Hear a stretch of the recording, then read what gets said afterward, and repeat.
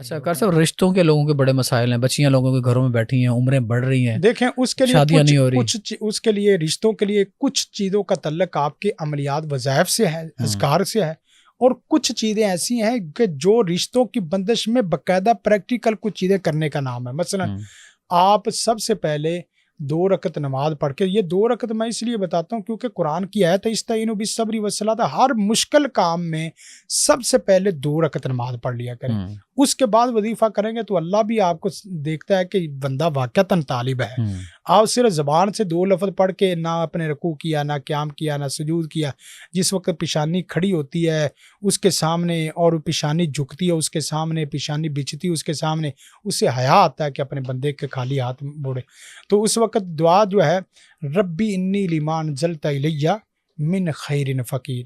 اس دعا کو اس طریقے سے پڑھنا ہے کہ یا اللہ میں پاک باد پاک دامن تیری رحمت فضل کرم کی محتاج ہوں. یا اللہ تو مجھے میرا جیون ساتھی جو میرے لیے رکھا ہوا ہے، وہ بچی بھی پڑھ سکتی ہے اور اس کی والدہ بھی اس کے حق میں پڑھ سکتی ہے. اچھا کر صاحب ترجمہ رہنے دیں، ہمیں نا صرف وظائف بتائیں تاکہ ہم اس کو نا الگ الگ کر کے لوگوں کی رہنمائی کے لیے لگا سکیں. ربی انی لما انزلت الی من خیر فقیر، اور اس کے ساتھ ساتھ آپ استغفار بھی ساتھ کثرت سے کریں. یہ سن لیں، یہ رشتے کے لیے قاری صاحب وظیفہ بتا رہے ہیں کہ جن لڑکیوں کی شادیاں لیٹ ہو رہی ہیں یا والدین پریشان ہیں بچیوں کے رشتے کے لیے، تو قاری صاحب اس کا وظیفہ بتا رہے ہیں، پلیز ریپیٹ کر دیں. ربی انی لما انزلت الی من خیر فقیر، اور استغفر اللہ الذی لا الہ الا هو الحی القیوم واتوب الیہ، اس کو پڑھیں. اور تیسرا ایک اور ہے، یہ پارہ نمبر 13 کی سیکنڈ لاسٹ رکوع ہے، فَجْعَلْ أَفْئِدَةً مِّنَ النَّاسِ تَهْوِي إِلَيْهِمْ وَارْزُقْهُم مِّنَ الثَّمَرَاتِ لَعَلَّهُمْ يَشْكُرُونَ. اس سے بھی